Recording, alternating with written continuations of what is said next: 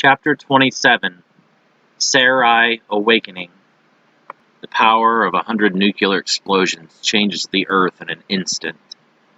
The world trembled as the Magog unleashed its unimaginable power. The very fabric of reality seemed to warp and distort as the cataclysmic forces engulfed the surroundings. First came the blinding flash, a searing light that pierced the eyes of all who beheld it, as if the sun had descended upon the earth, radiating an intense heat that scorched everything in its path. The air crackled with energy, and a deafening roar accompanied the eruption, drowning out all other sounds. Within moments, the shockwave erupted outward, a devastating force that tore through the landscape. Buildings, once sturdy and proud, crumbled like fragile paper under the assault. Trees were uprooted, their branches snapped like twigs. The very ground quivered and split apart, as if the earth itself protested against the unfathomable power unleashed upon it. A wave of scorching heat followed in the wake of the blast. Flames erupted, consuming everything in their path, turning once vibrant streets into charred remnants of a once thriving city. The inferno spread rapidly, fueled by the immense energy unleashed by the Magog. The crackling of flames mingled with the anguished cries of those caught in the chaos. As the dust settled, a sinister haze hung in the air. The aftermath of the explosion revealed a landscape transformed into a wasteland. Smoke billowed into the sky, blotting out the sun and casting an eerie pall over the devastated city. The air tasted acrid and toxic, the aftermath of the radioactive fallout that now tainted the surroundings. Continents or separated mountain ranges become only memories. The temperature drops worldwide several degrees as clouds of thick ash block out the sun, and will continue to do so for decades. Any city still erect for hundreds of miles is wiped out without a single scream able to be released. Coming down like snow in the darkness, ash covers the ground in mounds several feet thick. The surviving Yazata, witnesses to the nuclear-level explosion caused by the Magog, found themselves grappling with the profound impact of the cataclysmic event. Their celestial forms, though resilient, were not immune to the devastating consequences that unfolded before them. First and foremost, the angels experienced a deep sense of grief and mourning. The loss of their brethren and the explosion weighed heavily on their ethereal hearts. They felt the absence of their fallen comrades keenly, their celestial choir diminished by the tragedy. The air around them seemed heavy with sorrow as they mourned the loss of their fellow warriors. In addition to the emotional toll, the Yazata also grappled with the physical effects of the explosion. The blast wave, though they possessed some resistance against its destructive force, left many with tattered wings and battered forms. Their once pristine armor was marred and charred, a testament to the relentless power of the Magog's attack. Radiation fallout posed a unique threat to the Yazata. Though not as susceptible as mortal beings, they could still experience the lingering effects of the radioactive particles. Their celestial bodies, vessels of divine energy, were vulnerable to the contamination that permeated the air and soil. It necessitated careful purification and healing to mitigate the long-term risks. Moreover, the psychological impact on the surviving angels was profound. Witnessing the devastation caused by the Magog's explosion challenged their unwavering faith and tested their resolve. Doubts and questions arose within their celestial minds, their belief in the inherent goodness of the universe shaken by such unfathomable destruction. Sariel sits up from the ash, coughing. It is difficult to see, and he has no idea where he is now that the terrain has been so drastically altered. A loud ringing fills the Yazata's ears, and he cannot hear his own voice as he calls out for his companions. Rather than wander in silent darkness, he teleports away to regroup and collect his bearings. The Anshar realm, world of Obadiah, the mansion of the fourth choir. Sariel rests against the steps of an ancient stone temple, trying to clear his thoughts. Never before has he faced an enemy that can survive his touch, let alone the full power of such a creature's wrath. Have we received a full report of our losses? Sariel asks Mahaniel, a Yazata resident of Obadiah. A member of the fourth choir, Mahaniel, tells all that he has heard. When the Potestas attacked, our brothers escaped anywhere they could. We have heard from the mansions of Zephaniah and Manasseh, but they both report that 1,500 and 700 of our brothers have reported there, respectively. I have not gotten word from anyone else. We must get in contact with all officers and gain an accurate appraisal of our remaining strength.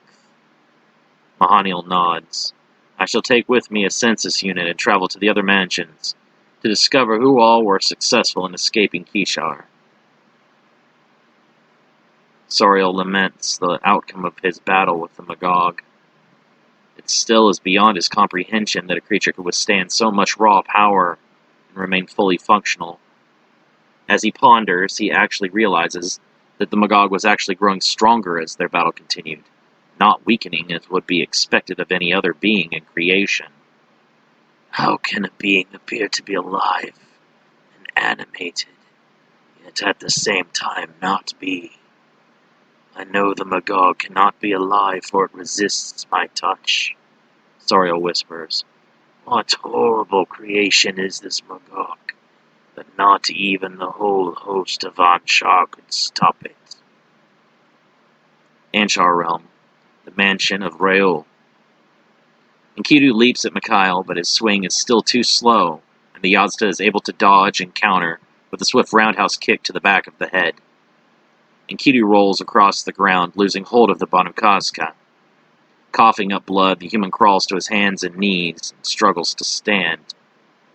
You are still only utilizing your mortal energy, Mikhail chastises.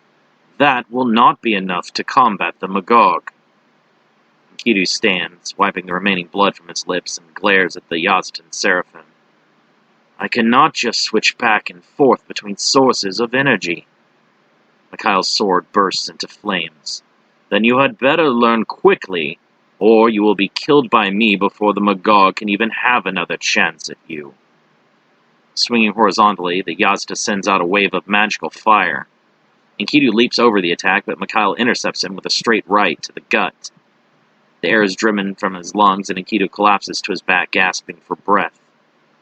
Mikhail dives, forcing Enkidu to catch his flaming sword between his hands. The flames stop burning the man as a blue light begins to coat him like a shining cloak. Screaming, Enkidu moves the sword aside to stab into the ground, and delivers a staggering left hook to the Yazata's cheek. Mikhail is sent like a missile into the distance, crashing through a grove of fruit trees.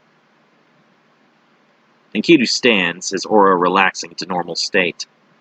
Do not let that go! Mikhail shouts angrily.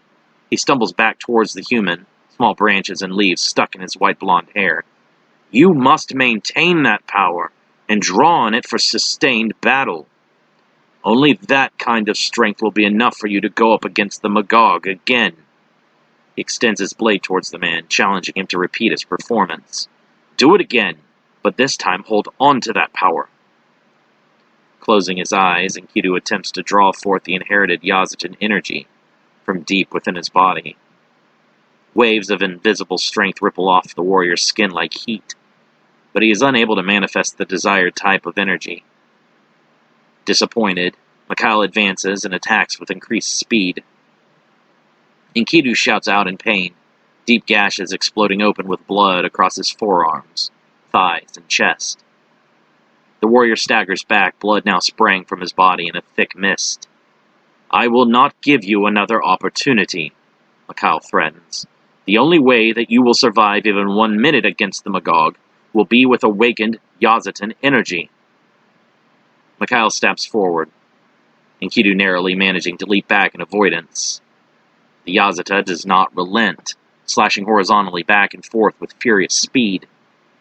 Enkidu blocks with the Banukazka, sparks leaping off the two blades. Whipping Enkidu's sword around, Mikhail pivots and thrusts out against the man's exposed back. Dropping into a spin, Enkidu attempts to cut through Mikhail's legs, but the Yazata jumps into the air and delivers a snap kick to the face. Enkidu curses, his eyes stinging with tears and blood pouring from his busted nose. As soon as he lands, Mikhail delivers a sidekick to the chest that takes Enkidu's breath away and sends him crashing back against a tree. Mikhail appears before him immediately upon collision, thrusting his sword through both man and tree. Enkidu screams, blood coming out of his mouth in a thick spray. Mikhail begins to move his sword sideways, causing the man excruciating pain. "Your people will die because of your failure," Mikhail says. "Your weakness will be the Magog's victory." "Stop it!" Enkidu coughs, straining to hold Mikhail's blade in place and prevent it from moving further to the side. "Do not beg," Mikhail growls, overpowering the man easily. "I am not moved by such pathetic displays."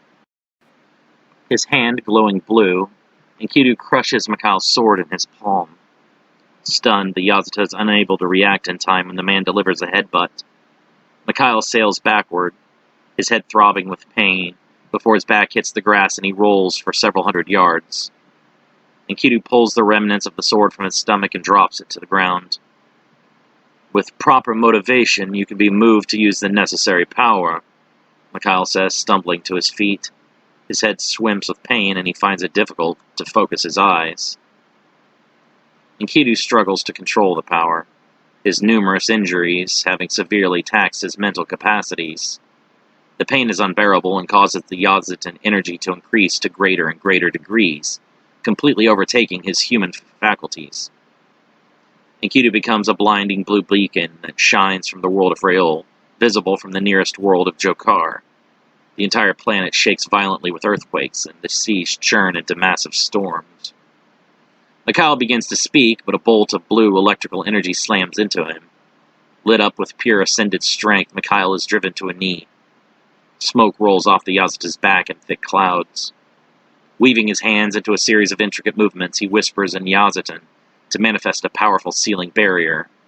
Stone walls rise up around Enkidu and close him, before they become trapped in glowing chains that pulled together with a loud slam. Enkidu punches through the stone, shattering the spell. Without losing a step, Mikhail increases the binding power of his barrier, encasing the human in a pyramid of flashing light. Enkidu screams, his voice dispersing the spell into 1,000 shimmering particles. Raising his hands, Enkidu pulls his energy into a large orb of blue light. Mikhail hurls his chakram into the light, detonating the energy into a massive explosion that knocks both beings to the ground. "That was better," Mikhail says, crawling to his feet. The Yazata's armor is in tatters, and his body is covered with small cuts and burnt flesh. "We still have much work left to do before I am comfortable with sending you back out there." Enkidu moans, sitting up and feeling as if an entire mountain has been dropped atop him. Every inch of his body is in agony, and he feels that death would seem as a relief. Kneeling over the broken human, Mikhail instantly restores him to full health with the Dukan Hellas spell. "Do it again until you have it down to a second nature," Mikhail says. "I want you to be able to switch to Yazatan energy without any delay." The Kishar realm, Earth, is hell on Earth. There is no other way to describe the devastation seen this day. For miles, nothing remains but ash. If the Magog cannot be eliminated through force, the Potestas will return to raze everything and leave the world barren. Likely, the Earth would then be destroyed, but no risk can be made to allow the Magog to corrupt other worlds. The Yazata nor the Potestas have been able to stop the beast. Alive or not, the Magog surely could not withstand the full assault of several destroyers obliterating the world beneath them. The Magog's consciousness drifts like a slow breeze, caught on the edge of the physical and astral planes of existence. Normally, the Magog finds it relatively easily to regenerate its body after suffering an attack. This time, however, the creature cannot seem to initiate the healing process. Unable to feel pain or experience fear, the Magog simply continues to try and will its body to reform. Usually, the Magog would effortlessly initiate the regeneration process, its essence coalescing and its body reforming with an eerie swiftness. But this time, something was amiss. The wounds inflicted upon the Magog lingered like echoes of a distant memory. refusing to be forgotten, and hindering the creature's ability to mend itself. In the absence of fear or pain, the Magog's consciousness remained eerily detached, its fragmented form devoid of emotion or response. It strained, with an almost desperate determination, to will its body to regenerate, to reclaim its physical presence and continue its malevolent existence. But the very essence of the Magog, rooted in sin and darkness, encountered an obstacle it had never faced before. It was as if the veil of resistance had settled upon the fragmented remains, impeding the usual restorative energies that flowed through its being. The Magog, for the first time, found itself caught in a state of stagnation, unable to break free from the cycle of destruction and rebirth. With each futile attempt to regenerate, the Magog's frustration grew. It willed its essence to coalesce, to reconstruct its form, yet the shattered fragments remained inert, refusing to respond.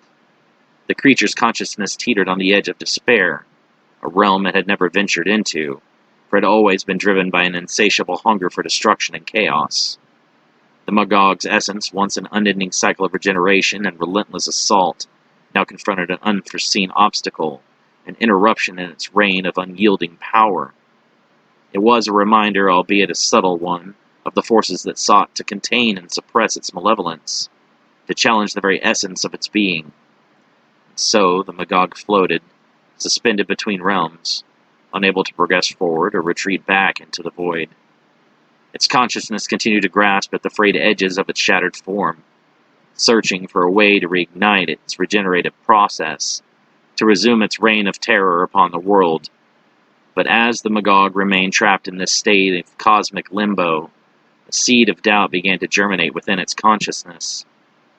A flicker of realization ignited within the depths of its being, for the first time recognizing the limitations of its own existence. The inability to regenerate forced the Magog to confront the consequences of its actions, to face the fragility of its own existence, and to ponder the purpose of its relentless pursuit of chaos. In this state of paralysis, the Magog, once an embodiment of sin devoid of remorse or introspection, experienced a profound stillness. It was a momentary pause in its destructive journey, a breath caught in the vast expanse of eternity. How long this state would persist and what revelations it might bring remained uncertain. The Magog's consciousness remained adrift, tethered between planes, caught in a struggle to re-establish its dominion over its shattered form. Whether it takes 10 minutes or 10 millennia, the beast will not give up. The only purpose that drives the Magog is destruction.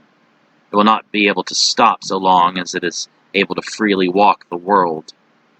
Human sin gave the Magog its power, and as such, only evil can the beast commit. The Anshar realm, mansion of Obadiah. Soriel meditates, trying to remain calm as he regains his stamina. The battle with the Magog has pushed his body and spirit far past any of their limits. He tries not to think about his brothers in arms that were felled, as it only distracts his meditative healing. Captain Aremiel has reported in with 307 surviving Seraphim, including Lieutenant Taniel, Mahaniel says. The Angel of Death is relieved that the formidable second seat of the elite 7th Choir is not among the fallen.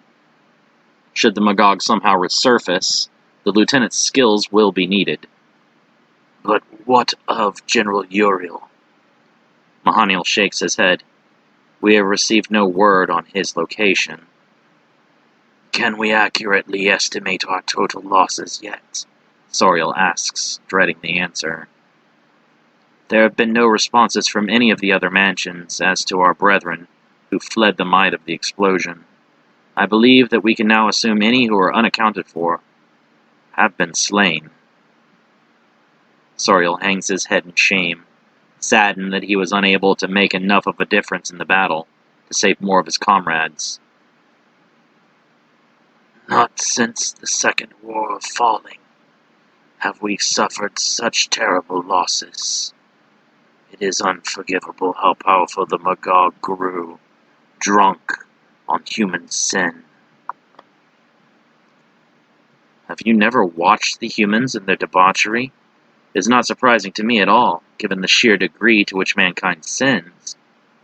They fornicate with no regard to loyalty or love. They give their children over to Molech and its flames. They murder, rape, and steal. Humans deserve the punishment wrought upon them. Soriel becomes angry at Mahaniel, glaring at him with fiery eyes. You were not on that battlefield, watching your brothers die. Do not speak of what one deserves. I meant only to speak ill of the primates, not disrespect the sacrifices made by our brethren. Many hours pass, and the surviving Yazda make their pilgrimages, back to the worlds which they call home. Soriel remains on Obadiah, not ready to believe that the Magog has actually been destroyed. A team of Sangam sages from the Second Choir is dispatched at Soriel's request, to be on hand in case the Magog reappears.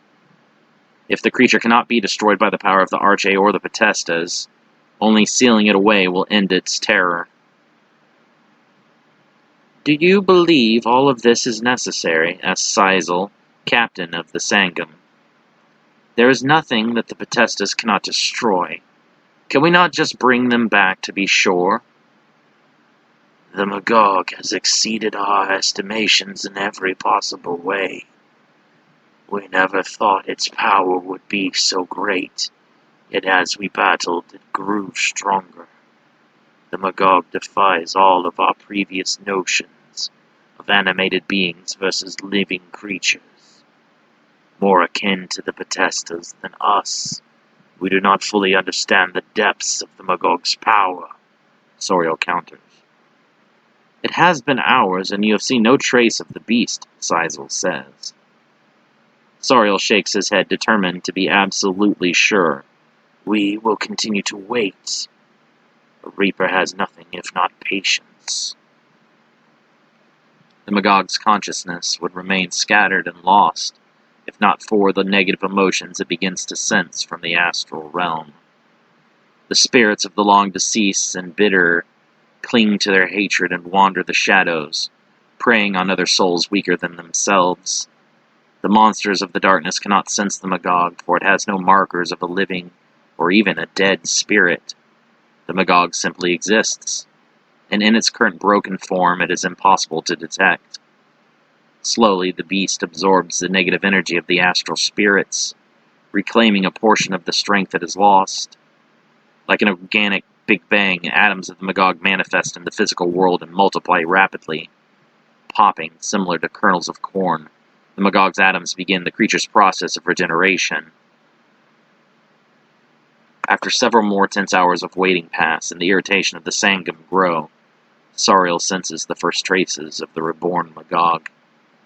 My fears are sadly justified. The Magog is returning to resume the carnage it began. Sizel is stunned. How? How can any being survive that? The Magog need not survive because it is not alive. I am realizing that one can no easier kill the Magog than one can any other force of nature. Can the wind be slain? Can storms be pierced with a sword and bled out? The Magog must be sealed if we are to end this nightmare. Sizel nods, frightened. We shall do all in our power to ensure the beast does not remain free. In a flash of light, the Sangam sages depart the world via the art of Shinkonito teleportation. Soriel follows, ready to lend physical support should the need arise. You sensed it as well, Taniel says, already present on the blackened terrain, as Soriel materializes. Only a fool would think the Magog capable of death. We must seal the creature and be done with this. The humans will only overflow the container once more and again release the Magog. The cycle is unending and depressing. The only way that the Magog shall never return is for there to no longer be any humans. Do not speak of such things. We are tasked with the preservation of mortal life, not extermination. Ironic words from the highest among all the Reapers. Your sole job is to take mortal lives. How can you dare lecture me over what is appropriate killing and what is not? God does not wish for the humans to become extinct. Prolonged debate is unnecessary. Taniel waves him off dismissively. A conversation for another day, I suppose. We are in position, Sizel says. Shall we begin? Soriel nods. As soon as you are able to see the Magog, direct all of your concentration upon that area. The Sangam chant, focusing powerful Yazdan magic into the formation of sealing energies. Like panes of thick glass, the energy coalesces in a cube around the Magog's atoms, as they multiply each moment. The ground shakes, and two stone hands emerge from below to grasp the cube in a titan's grip. Magical chains wrap around the stone hands until nothing but a large mound of glowing metal remains. Now bury it so deep that it can never find its way back, Soriel says.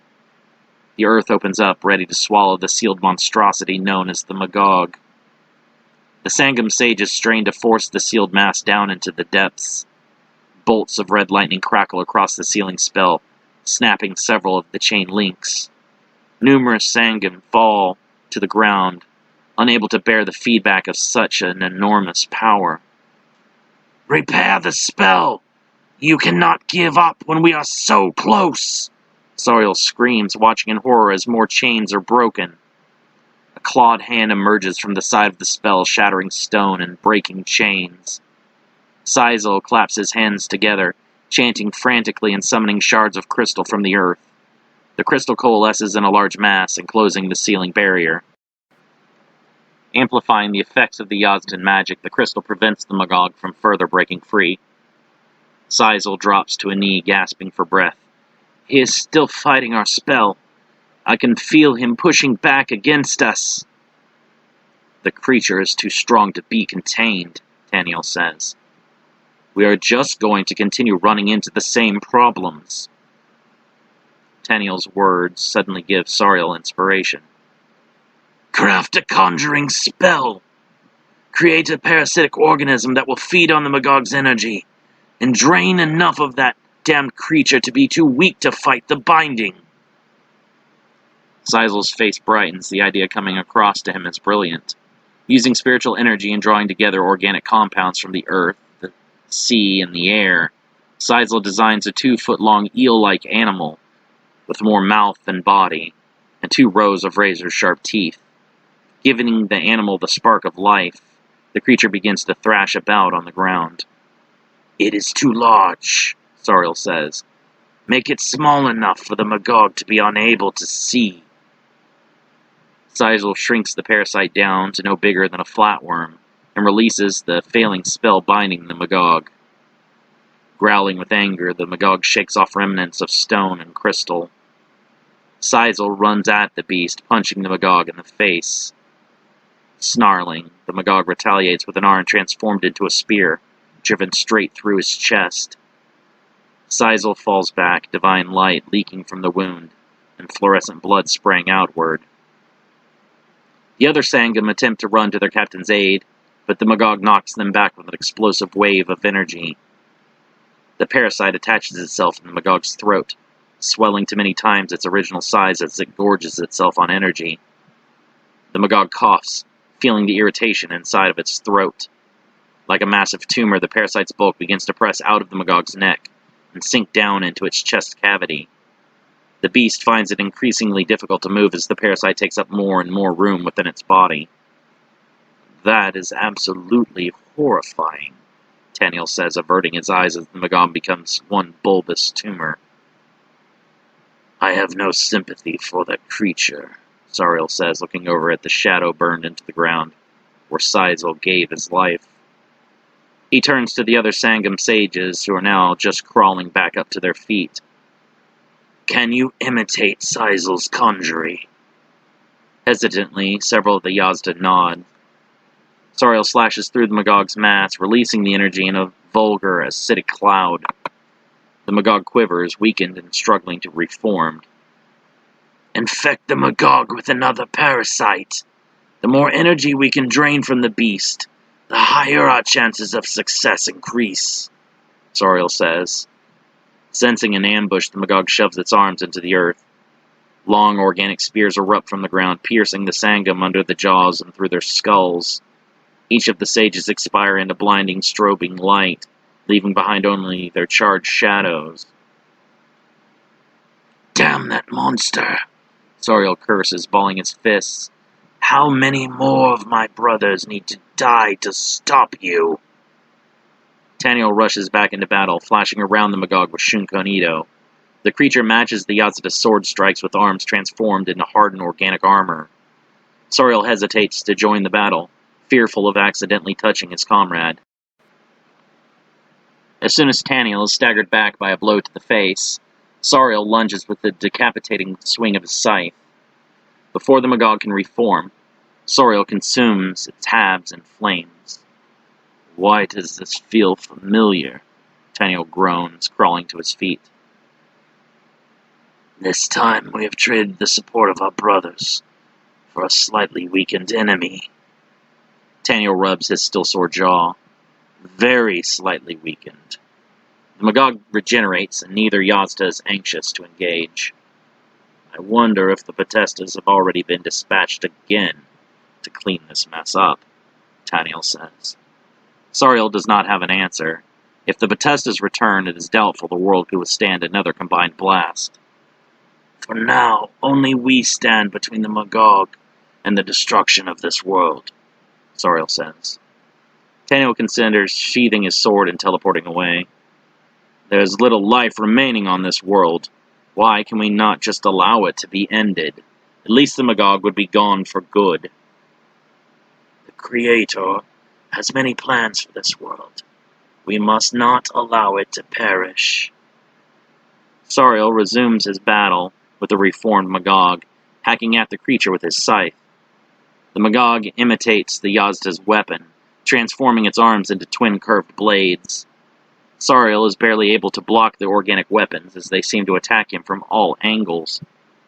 Taniel hits the Magog in the back with a burst of energy, allowing Soriel to rend the creature in two down its center. Reformed, the Magog sidesteps Soriel's blade and pivots, kicking the leader of all Reapers in the chest. Soriel stumbles back 2 steps but quickly recovers and brings his scythe around horizontally. Blocking with its forearm, the Magog hardens its skin enough for the blow to reflect off on contact with no damage. Taniel attacks from behind, coming down with an overhead vertical slash. A third arm emerges from the Magog's back, grabbing the Yazda's wrist, and a fourth snatches him by the throat. Soriel continues his momentum and carries his swing around again, forcing the Magog to leap into the air in evasion. "We cannot put a scratch on that thing," Taniel coughs, dropping to one knee. "It is most difficult to kill what is not alive," Soriel says. "I have been struggling with this concept all day, and have not yet come up with a solution." Throwing its hands down, the Magog consumes the area in a fiery inferno. The Yazata evade with Shunkonito, but several square miles are reduced to a blackened crater. Soriel whips his sword up towards the Magog, sending a crescent-shaped energy wave at the beast. The Magog screams, canceling the attack into a large explosion before it ever reaches its target. Taniel teleports behind the Magog, thrusting his sword through the creature's back. As the Magog turns its body around unnaturally to face the Yazata, Taniel chants loudly and causes a series of glyphs to light up along the length of his blade. Soriel rushes, plunging a hand through the Magog's chest and grabbing hold of Taniel's sword. The Angel of Death performs his own series of chants, adding to the glyphs and initiating an advanced sealing ritual. Soriel pulls on the sword, extending it out through the Magog's chest. The beast tries to attack, but finds that all of its movements are under paralysis. The Magog's skin begins to harden, turning to stone. "Finally," Taniel pants, backing away. "We have it contained." Soriel shakes his head. "Not even this spell will last long. The Magog is far too powerful for our binding." Energy explodes from the Magog's stone hands, released in a pulse that frees it from the magical casing. Taniel and Soriel scream, throwing their hands out at the same time, and consuming the Magog in a massive blast before it can itself attack. Taniel's chest heaves, his body far past its limits. "How can this beast continue to treat our efforts as nothing?" Before the other Yazda can respond, the Magog reforms and teleports behind Taniel, striking him with a two-fisted smash. The Yazda is driven into the earth, left motionless. Sariel's rage burns and he goes all out against the seemingly immortal foe. Blitzing Shunkonito, Sariel's attacks are relentless, and the Magog is chopped to pieces. Reforming after every few slashes, the creature continues to demonstrate the futility in standing against it. Taking a punch to the face, Sariel is sent crashing into the side of a mountain. Rock splinters fly into the air, and the Yazda moans in pain, fighting to remain conscious. Flames surround Sariel's body, burning away the remnants of his cloak. His skeletal figure hisses with steam, glowing red-hot. Agenestra, Diabolus, Sariel shouts, summoning hellish flames to swallow the Magog from below. Laughing, the creature absorbs the powerful spell into its own aura. Sariel is stunned, staring at the beast, with his jaw drooping.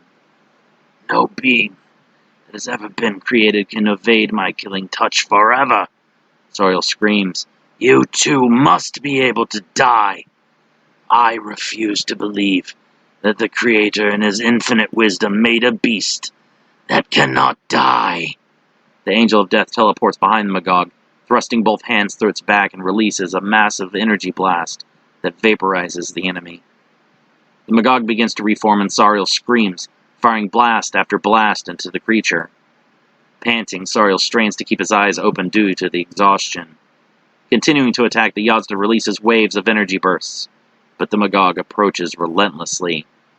Finally, past his limit, Sariel collapses to his face.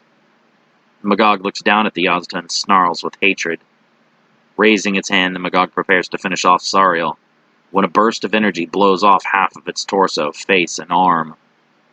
The Magog twists around to see its attacker, all the while regenerating the damage.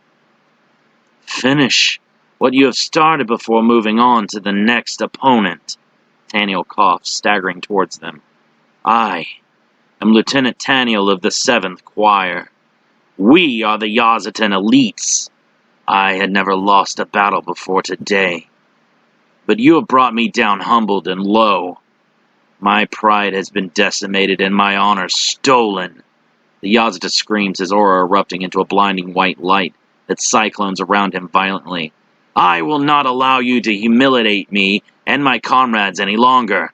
I will destroy you, even if it costs me my own existence. The Magog and Taniel collide in a desperate final battle. The Yazda lands many hard blows because the creature has no formal skill in combat and relies only on instinct and emotion. Despite being a much better fighter, Taniel is unable to score any lasting damage and is worn down quickly. As the fight progresses, the Magog lands more and more shots, delivering a hard right to the face followed by a palm-fired energy blast. Taniel takes a transformed arm through the gut. Divine light leaks out around the Magog's arm and the creature smiles with triumph, knowing that it has delivered a fatal blow. Taniel seizes the Magog by the shoulders, grimacing in pain. I do not know if you will survive even this, but I cannot think of anything else to do against you. As I draw my last breaths, I will take your wretched carcass with me to the rivers beyond. In a flash of light, the duo vanishes from the earth via Shunkonito teleportation. Sariel sits up, barely conscious. Several Yazda materialize around him, careful not to touch. Not even angelic beings are immune to his death touch. Please rest, General, a Yazda named Nahabeel says. We are not strong with magic, but together we should be able to restore your stamina. I will survive, Sariel says, waving them off. He slowly stands, looking around for his scythe. Has Lieutenant Taniel succeeded, Nahabeel says. Sariel bends over to pick up his dropped weapon, wincing in pain at the movement. I fear that to be impossible. The Magog is the embodiment of sin and does not seem to be capable of destruction. At the center of the galaxy, Taniel and the Magog appear on the event horizon of the supermassive black hole that pulsates at its core. The black hole acts as a universal balance, preventing infinite expansion and the choking of dead celestial bodies cluttering all the cosmos. Reform, after being compressed to the size of a single atom. Taniel laughs just before he is obliterated by the immense gravitational pressure of the black hole. The Magog screams, flaring its aura out and trying to fight against the gravity that is powerful enough to draw entire stars into its maw and crush them out of existence. Negative energy ripples from the black hole, somehow giving the creature the strength to keep fighting. The cosmic forces at play were beyond comprehension. Time and space warped around them, and the very laws of physics bent under the immense gravitational pressure. Taniel, despite his impending obliteration, couldn't help but maintain a defiant grin. He had chosen this fate willingly, knowing that taking the Magog with him was the only way to protect the universe from the creature's insatiable malevolence. As he felt his body stretching and contorting under the extreme forces, he gathered the last remnants of his divine power. "Let the darkness consume us both," he whispered, summoning every ounce of his strength he had left. The Magog, too, was caught in the inexorable pull of the black hole, its essence struggling against the overwhelming force.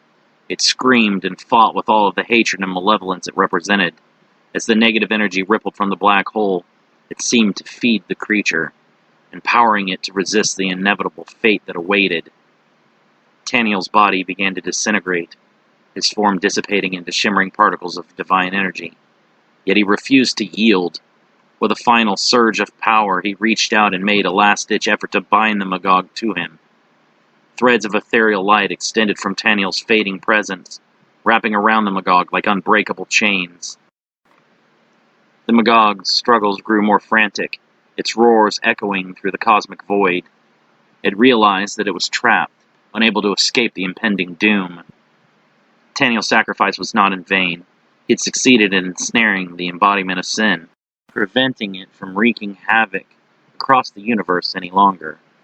As the two adversaries became one with the black hole, their essences merged into an explosion of light and darkness.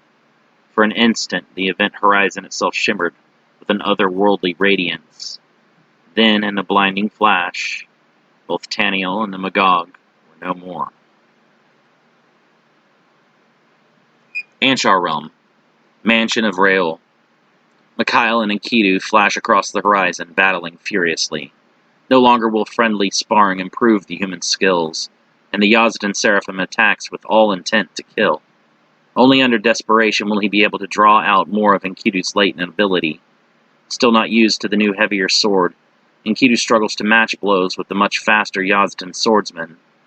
Because of this handicap, Enkidu is constantly kept on the defense. "Mikhail," the voice of Sariel echoes into the Yazda's mind. "Can you hear me?" "Yes," Mikhail replies. "Have things changed in Kishar?" "General Taniel has sacrificed himself to remove the Magog from the world. I do not know where they have gone, but it has been hours, and there has been no sign of either of them." "Is it truly over?" Mikhail whispers, shocked to hear this news. "I would not have thought it possible for Taniel to claim victory over the Magog." "One of your allies was able to defeat the beast?" Enkidu asks, trying to listen but unable to hear Sariel's side of the conversation. "Lieutenant Taniel of the 7th Choir. He was a fierce warrior with few equals. He was very stubborn, but a brilliant tactician. His efforts were highly influential in our victories against both Sane and Sataniel," Mikhail says with reverence. "He will always have an honored place among our fallen brothers." "I did not know that the Yazda could die," Enkidu says. "I had always thought you to be immortal beings." "I wish that were true, but alas, we indeed perish. We do not require sustenance, save for holy mana and light energy, but death can still claim us through violence. Our souls cross the rivers beyond just the same as any mortal." "Can you not resurrect your fallen?" "We can," Mikhail becomes uncomfortable, "but it is frowned upon greatly. We are not encouraged to abuse our greater abilities." Enkidu feels both relief and disappointment as it sinks in that he will no longer be needed to face off against the Magog. He did not want the honor or praise of defeating the creature, but getting revenge for all the people that it killed was a strong motivator behind his training. "Do not celebrate yet," Doyle's voice interrupts them. "What information do you have, Hashmalim, that we do not?" Mikhail asks accusingly. "I have glimpsed the Magog, teleporting world to world, searching for the planet of its origin. The beast is drawn to the human world and will not stop until it returns." Mikhail curses, telling Enkidu to pick up the Banukaska. "Now more than ever you must master your ancestral power. I have to draw out the blood of the Nephilim from you, lest the Magog complete the extinction of all creation." Enkidu raises the blade with determination, planting his feet firmly. "Let us cease talking and begin." The Banukaska pulsed with power. Enkidu could feel the ancient Nephilim blood within him coursing through his veins, intermingling with the magic of the blade. With newfound strength and purpose, Enkidu raised the Banukaska high above his head. It was no longer just a weapon. It was a symbol of his heritage and his commitment to protect the universe from the malevolent forces that threatened it. World of Holoven. Doyle frowns, watching as the Magog teleports planet to planet, covering entire expanses of the universe in seconds. The young warrior in training, Adonai, patiently sits beside his master, awaiting further instruction. "At this rate, the Magog will find the humans before this day's end," Doyle whispers. "Can that creature sense energy from such great distances?" Adonai asks, concerned. Kishar pulls at the Magog, and the creature recognizes it, as an infant would its own mother. "What can we do?" "We can do nothing but watch. You are nowhere near ready for facing an enemy such as the Magog." "What of Enkidu? What will he do?" Doyle looks solemn, unsure of the answer himself. "It depends on how his training with Mikhail proceeds. If the general can draw out the ancestral power of the Nephilim from Enkidu's blood, he will become stronger than any other mortal alive." "But will that even be enough? The Magog withstood the combined might of the entire 7th Choir, and several Seraphim generals." Doyle is silent, fearing the possibilities. Having rested, Haida approaches them from the shrine. "Does the battle continue?" she asks. "Or has the Magog already killed everyone?" "The Magog has been delayed due to the efforts of my brethren, but that will not keep it away forever. Enkidu still has not yet finished his training." Haida's eyes light up and her demeanor changes. "Enkidu is still alive?" Doyle nods. "He continues to train with General Mikhail in the hopes of gaining the strength needed to defeat the Magog, but we are running short on time." "Who is this Mikhail? Is he another Yazata like you?" Haida asks. "A Yazata, yes, but not like me. I am a Hashmalim, a watcher. Mikhail is a Seraphim warrior, and not only that, but he leads the entire 1st Choir as an Archie-General. He is among the most elite fighters in all of creation."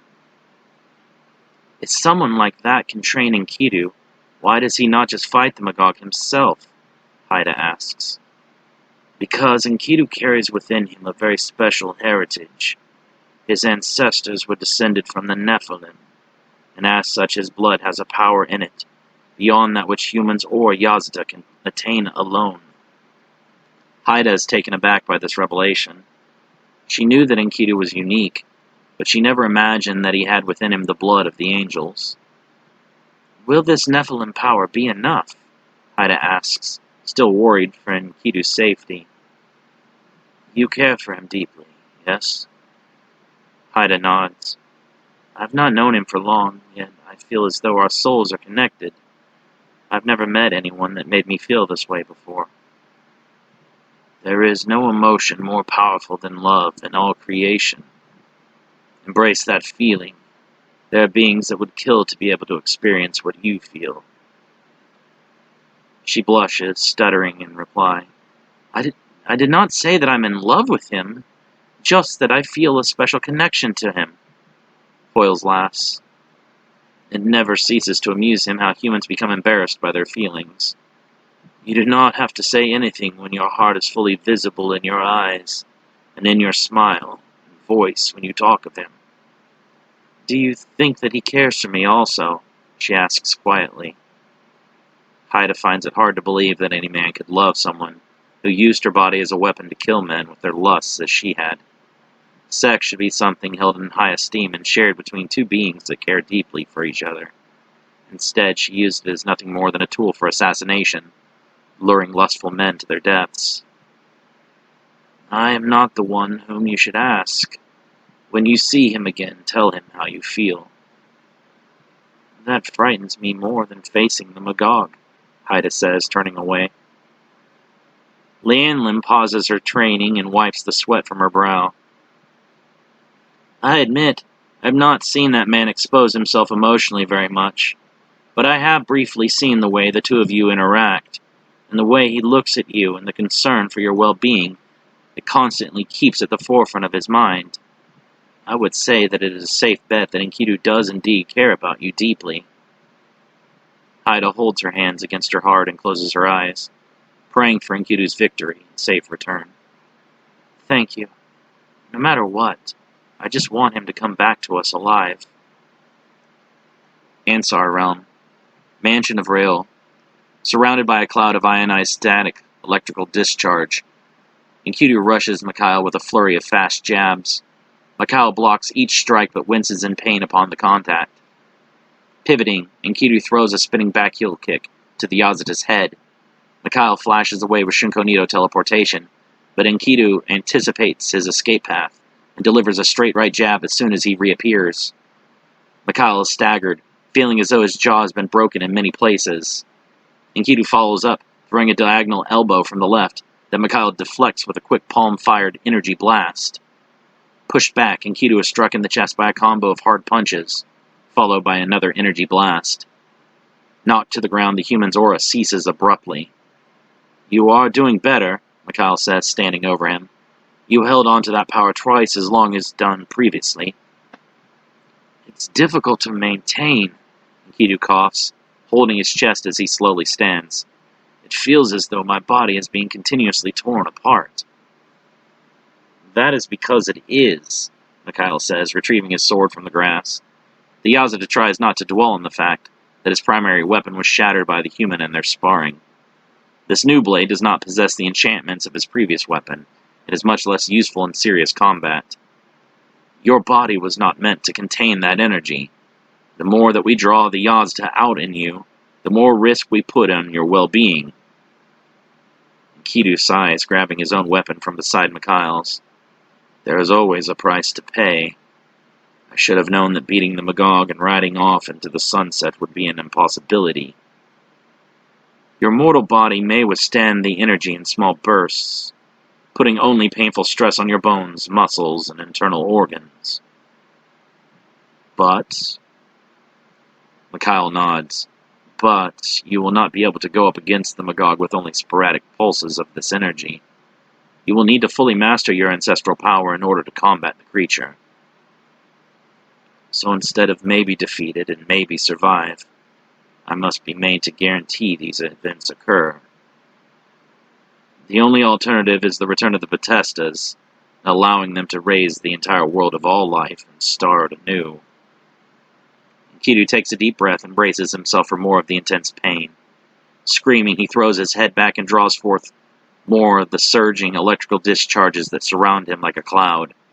Mikhail is barely able to bring his sword around him in time to defend as Enkidu charges him head-on. Their swords collide, energy sparking in every direction. Enkidu punches Mikhail in the stomach, causing the Yazata to expel saliva from his mouth. Mikhail backhands Enkidu, but feels as though his knuckles are colliding with an iron wall, and he quickly recoils rather than finishing with his swing. The Yazda leaps back, but Enkidu drives a knee up into his chest and grabs a handful of his hair. With one painful torque, Enkidu throws Mikhail over his shoulder and drops down into his chest with an elbow. Mikhail rolls back to his feet, blood and saliva splattering from his lips to the grass. Spitting, the Yazda tries to regain his composure and quickly surrounds his own body with a cloud of crackling energy similar to Enkidu's. The two fighters again collide, their fists smashing together and sending out a shockwave across the planet. The ground swells out beneath them as they collide, tearing up the grass and leaving pockmarks of dirt all across the once pristine terrain. Enkidu's stamina burns out and he loses the blue glow of his unlocked Yazdan energy, just as Mikhail's fist collides again with his own. The man screams in agony as the general's strength overcomes him, and every bone in his hand and arm is shattered. Mikhail relaxes, dispersing his energy. That is still not good enough. If you cannot keep up with my power, how do you hope to surpass the Magog, which even I could not best? Enkidu struggles to stand, tears in his eyes as his right arm hangs lifelessly to the side. If we fought the Magog together, time restraints would not be a limitation. Mikhail shakes his head and begins to heal Enkidu with the magic of the Dukan Hela's spell. I have already overstepped my bounds in authorizing Yazdan forces to stall for your training. The healing light envelops the man, and he can feel his bones resetting and fusing back together. Do you not think that the Magog would eventually find your precious little worlds? That creature would not stop with the destruction of my people. Focus on getting stronger, not my motivations, Mikhail says angrily.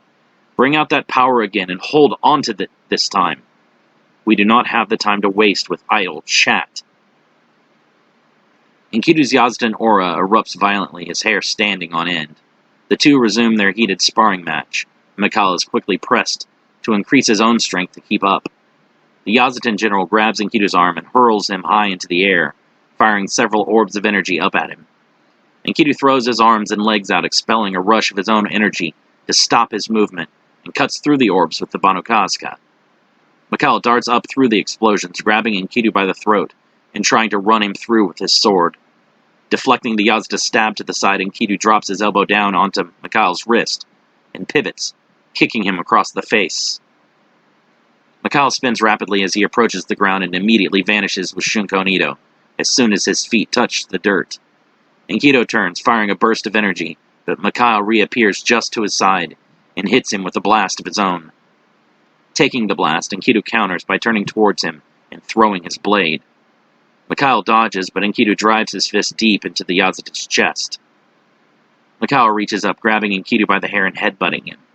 As the man reels back, Mikhail delivers a hard sidekick to the chest, followed by a two-handed energy blast. Enkidu is consumed by the blast and plummets to the ground, smoke rolling off his back. Enkidu crawls to his feet, knocked back to his normal state. He raises his eyes only to see Mikhail's palm less than an inch from his face. You cannot allow getting hit to cause you to lose hold of that power, Mikhail says, scolding him. Do you intend to not be hit at all by the Magog? If I can help it, Enkidu whispers. Mikhail scowls and fires a burst of energy, consuming Enkidu in a massive explosion. The ground is disintegrated and a deep crater is left, which begins to slowly fill with water. Enkidu materializes above Mikhail, surrounded by his Yazdan aura. Before the Seraphim General can react, Enkidu strikes him with a powerful backhand across the face that lays him flat on the dirt. Mikhail rolls to his feet and jumps back, rubbing his nose as it throbs with pain. Looking around at the damage they've caused to his world, Mikhail feels saddened. All of the greenery within eyesight has been reduced to scorched earth and deep craters. I can think of nothing else to help you hold on to that power longer, Mikhail adds with frustration. The results are satisfactory while you are tapped into that power, but without a continuous connection, the Magog will overcome you. What are you saying? Enkidu asks, relaxing his energy. The fatigue sets in, and suddenly he gasps for breath, clutching his chest. We are going to return you to Hoyles. I pray that he has an idea that I have been unable to think of. Halaven. Haida and Adonai sit with Hoyles as he scans the worlds within his domain for any signs of the Magog. It still has not yet reached the edges of my domain, Hoyles admits. He is unsure if that is good or bad. How many worlds do you oversee? Haida asks. She did not know any worlds other than her own existed until she was brought to Halaben. Over 1 million, but most of them are hostile to life or uninhabited. There are other worlds with people on them? Not people exactly like you, but yes, there are other mortal beings. In all of the universe, there are thousands of worlds like yours, each with unique life forms and cultures. It is my task as a Hashmalim to prevent threats such as the Magog from destroying them. Former captain and now interim lieutenant of the 7th Choir, Nabheel, appears on the planet. Ravaniel has reported the Magog in his domain, wreaking great havoc. Hoyles turns to Haida, sensing her question before it is asked. He speaks of one of my fellow Watchers. His domain borders my own, so the Magog is headed towards us very shortly. Will you not fight to protect those worlds like you have for ours? Haida asks the Yazata. Your world holds special importance, Nabheel says. The human species is a rare and valuable creation. Most of the worlds in Ravaniel's domain have little to no life to observe, Hoyles explains, trying to comfort the girl. The Magog will not bother itself with seeking out other worlds to destroy, until it is finished with yours. While they discuss the matter, Mikhail and Enkidu teleport before them in a flash of light. Enkidu! Haida shouts, tossing herself into his arms. I am glad that you are safe, Enkidu says, holding her with a smile. How far is the Magog from returning? Mikhail asks, ignoring the emotional human reunion. He nears the border of my domain, so only a few hours, Hoyles replies. What can you do to strengthen his hold on his Yazatan aura? Mikhail asks. You have already awakened the dormant Nephilim blood within him? Hoyles asks. Mikhail nods. Somewhat, but I fear that is not enough. He is almost as strong as me when using that energy, but even I was unable to defeat the Magog. He must surpass me, not equal me. Nikita and Haida slip off for a few minutes, while the Yazda strategize. Doyle sits thinking while Mikhail paces around him impatiently. The Arche is at the end of his wits trying to unlock Enkidu's ancestral power. He does not think it is likely that the Hashmalim will come up with anything more. I can draw it out in small pulses, but it must be sustained in order for him to stand any chance against the Magog, Mikhail says. The beast surely has expended a great deal of its power, teleporting across half of the universe. The Potestas could likely destroy the Magog with little effort now. I believe that the Creator intended for a human to stop the Magog, since it was their sin from which the creature was born. Now that it may be possible, I agree, Mikhail says. Taniel's sacrifice may have sealed our victory by finally removing the lion's share of the Magog's seemingly infinite strength. While the Yazda plot their next move, Enkidu and Haida sit alone beside a stream, admiring the beauty all around them. The water is pure and transparent. The green of the vegetation is bright and lush.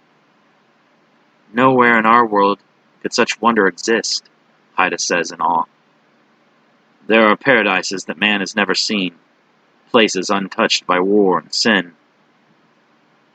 When you destroy the Magog, will you take me to one of these places? Haida, Enkidu whispers, you know that I will not likely survive this battle. Do not say such a thing, Haida shouts, touching his arm. You will destroy that monster, and we will return to your village together. Enkidu smiles, fighting back his sadness. I would very much like that. Haida turns to look into his eyes, and they remain locked in each other's gaze. Would you find me a place to stay, or keep me as your own? She asks. If you agree, I would take you as my wife, he says, smiling at the bold young woman with whom he has fallen for. She embraces him, filled with joy. two kiss passionately, and Haida tries not to cry at what she is not prepared to lose. Do not leave me a widow before we even become husband and wife. I could not bear to marry another if you were killed, even if we were never officially joined. Enkidu gains new determination to fight to stay alive and return to Haida. He envisions raising a family together and growing old in his home back in Kataltakuk. No, we mustn't. I'm not sure if this breaks any kind of rules or anything. Being that this is a world of the Yazata, this may be taken as an insult to them, he whispers. What does any of that matter now? Haida asks, pulling closer to him. The Magog may kill us all soon anyway. I will not allow that to happen, Enkidu vows. I will not allow anything to happen to you. Not anymore. With that, they begin to kiss once more. Mikhail curses, punching his fist through a sturdy tree. We cannot have all of these efforts be for naught. There must be a way to unlock Enkidu's strength. Doyle's attention is drawn to the stream to the west, and he shakes his head with a smile. Because of his great awareness, nothing in his own planet can go unnoticed. The Hashmallam knows all that occurs on Halavan. Good for them. Love is something that the humans need now more than anything, if they're going to stop the Magog. I believe that a solution has made itself known without our influence, Doyle says, still smiling. Nabio, please fetch garments befitting of a holy ceremony. Adonai, retrieve my oils and scents. What madness has come over you, Watcher? Mikhail asks, frowning. We are going to have a wedding, and make it the kind of ceremony that our Lord would be proud of. Made holy, Enkidu will not fight the final battle with the Magog as a man, but as a warrior sanctified and blessed by God. Lianlim's eyes widen with surprise. A wedding? You mean Enkidu and Haida? They're getting married? Doyle nods. Their love has given Enkidu a newfound purpose and strength. He has a family to fight for.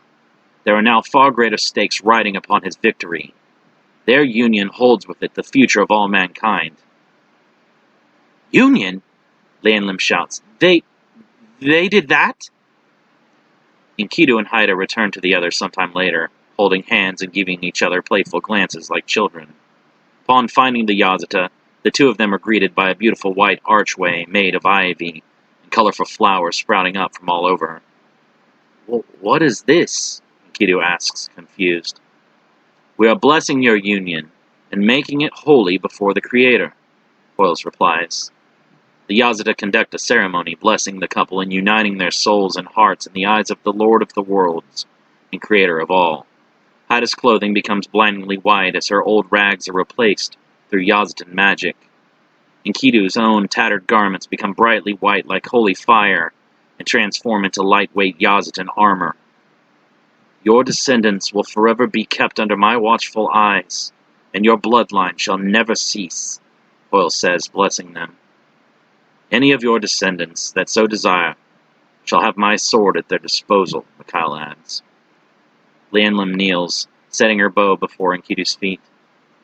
Not that I can compete against a Yazata, but my life shall forever be pledged into your service.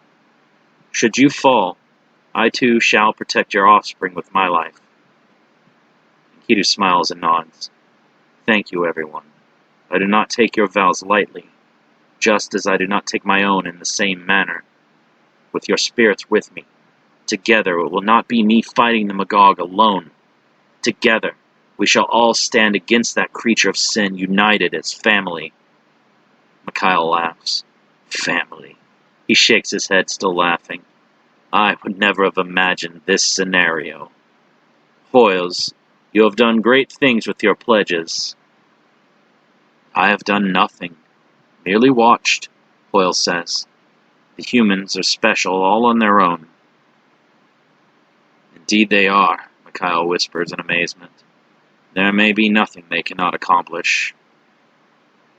Kishar realm, Earth. The Magog finally appears on the planet of its creation once more, drawn to it as one would their home after a long journey. So few humans remain alive on the world. Their very existence fouls the creature's sense of smell.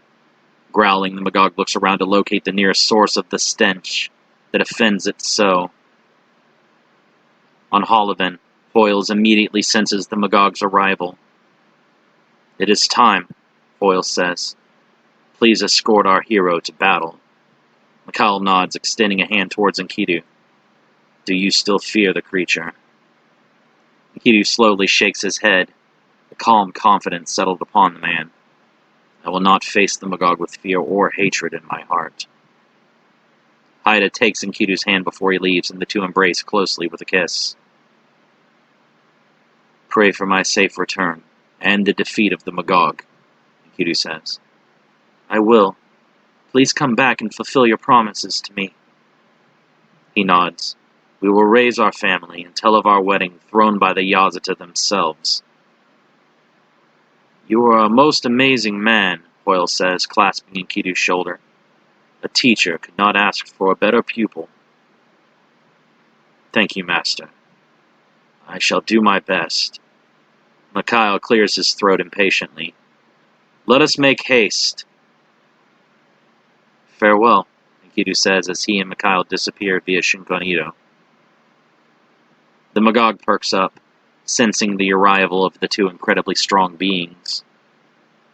"It saddens me how much death has been wrought upon this world," Mikhail says, looking around at the devastated landscape. "Is there actually anyone left to save?" Enkidu asks with worry. Closing his eyes briefly, Mikhail is able to sense the remaining humans. "Yes, but they are few. You must act quickly." Enkidu nods, taking a deep breath. The Magog teleports to the location, unable to wait for the battle any longer. "It appears the beast is ready for this confrontation," Mikhail observes. He senses that Hoyle's guesses were correct, and the Magog's strength is only a fraction of what it was previously. "I shall make you regret that enthusiasm," Enkidu says, surrounding himself with Yazatan energy. White lightning crackles all around the man, and the Magog licks its lips with anticipation.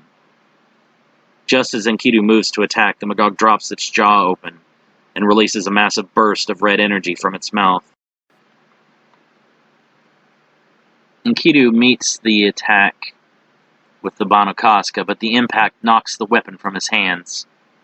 "Careless!" Mikhail chastises, teleporting out of the energy blast's destructive path. Enkidu drops to a knee, smoke rolling off the chest plate of his Yazatan armor. "Your armor will not be able to withstand another attack such as the last. Do not play defense," Mikhail says. The Magog extends an arm, sharpening the hand into a spear. Enkidu dodges and manages to wrap his arms around the creature's extended appendage and pull it close. The Magog stumbles into Enkidu's precise strikes, leaving deep indentations in its chest. Enkidu pivots, kicking the Magog in the chin and spinning its head around several times. The Magog continues to fight with its head backwards, striking at its foe blindly. Enkidu knees the creature in the gut and backhands it to the ground. Fixing its head and chest, the Magog fully heals. Several Yazda materialize around Enkidu, lassoing the Magog with ropes of energy. The creature easily rips free, slashing a claw down across its captors. Enkidu leaps over the body of a wounded Yazda as they are cut down right in front of him. A burst of red energy sails at him, but Enkidu slides underneath, not losing any of his speed. Coming back up to his feet, Enkidu continues to run towards the Magog. Two more Yazata keep pace with the man, closing the distance with the Magog quickly. The Yazata to Enkidu's left goes down with an energy blast just as they reach their target. Enkidu and the remaining Yazata leap into the air, bringing their swords down across the Magog's shoulders. The creature hardens its skin to block, but the angelic blades cut through the beast and cleave its core exposed. Enkidu thrusts his palm into the Magog's chest, flooding his energy into the powerful Brahmastra strike, and causing the creature to explode into a violent blast. The Yazda named Coronial begins to visualize an intricate web of thick strands to bind the Magog as it slowly begins to reform. Level 6 binding, Aranai Baranai. The web tightens, clumping the pieces of the Magog together into a ball no bigger than a fist. The Magog's dark energy pushes back against the spell, trying to expand even as Corinial attempts to compress its mass further. With a brilliant flash, a shockwave of energy is released and the web is broken. Corinial is blasted by the feedback of his own spell and the Magog's terrible aura. Enkidu stabs the Banu Kazka into the ground, preventing himself from being blown away. Corinial screams as his image fades beneath the Magog's power into a faint shadow. "It is not enough," Enkidu says with frustration. The area all around him has been stripped bare and is nothing but ash and rubble. It still is able to regenerate any damage I inflict. "You are barely using your power," Mikhail shouts. "Bring more forth. Only an explosion of raw power will overcome the Magog's regenerative abilities." The Magog attacks with several mouth-released blasts, forcing Enkidu to evade with a series of backflips, leaving his blade stabbed into the ground. Upon landing, Enkidu grabs the Banu Kazka from the dirt and immediately feels its power coursing through his fingers once more. "Awaken." Buzzing sounds similar to leaves rustling echoes in the warrior's mind. "Become the strongest. Eliminate your enemies." Using the Banu Kazka as a focal point, Enkidu draws out the energy of his ancestors and surrounds his body with a sparkling white cloud. His hair stands on end and loses all color. The irises of Enkidu's eyes fade into the whites, and his muscles bulge and enlarge. Screaming wings of white energy unfold behind the man, and beneath his power the earth splits open. Mikhail is speechless. Enkidu has surpassed the previous glimmer of Yazdan energy, and transformed into an entirely new being. This is the power that he was trying to unlock. But it took the use of the sacred Banu Kazka to bring it all to the surface. The Magog growls, the Yazdan energy tasting foul and metallic in its mouth. Electricity flashes all around them, and powerful winds blow as the sky darkens with storms. A surge of raw, crackling electricity sparkled around the Magog, tracing jagged arcs through the air. The energy danced and twisted, a chaotic display of power that mirrored the creature's inner turmoil. With each discharge, the air crackled with an electrifying intensity, sending tremors of unease throughout all who stood to witness. Simultaneously, the sky above darkened, as if the very heavens recoiled at the presence of the Magog. Storm clouds gathered with alarming swiftness, swirling and churning with malevolence. Thunder boomed in the distance, its deafening roar echoing throughout the land, announcing the wrath of the skies. Gusts of powerful wind whipped through the battlefield, uprooting trees and scattering debris in its wake. The winds howled with an eerie resonance, carrying the weight of the Magog's fury. Dust and debris swirled in a chaotic dance, creating an atmosphere of disarray and destruction. "He has ascended," Doyle whispers, watching the events unfold. "For the first time in thousands of years, the Serai has awakened."